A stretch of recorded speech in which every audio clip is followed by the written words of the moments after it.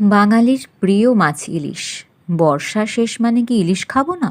তাই ঝটপট কিনে কেটে নিয়ে তাতে পরিমাণ মতো লবণ হলুদ মাখিয়ে কাঁচা লঙ্কা অ্যাড করে আর একদিকে পোস্ত আর সর্ষে একসাথে মিশিয়ে বেটে নিয়ে তাতে একে একে হলুদ আর লবণ গুঁড়ো মিশিয়ে কড়াইয়ে তেল গরম করে কালো জিরে কাঁচা লঙ্কা ফোড়ন দিয়ে ওই বেটে রাখা মশলাটা দিয়ে দেওয়া হলো। তারপর ভেজে রাখা ইলিশ মাছ আর কাঁচা লঙ্কা ওপর থেকে ছড়িয়ে বেশ খানিকক্ষণ টকবক করে ফুটলেই রেডি বর্ষা সুন্দরী ইলিশ মাছের ঝোল।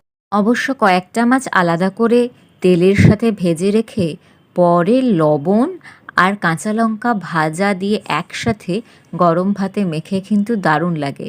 তাই এইটা কিন্তু মিস করা যাবে না, তাই না? তাহলে রেডি আজকের সর্ষে ইলিশ। কেমন লাগলো জানিও।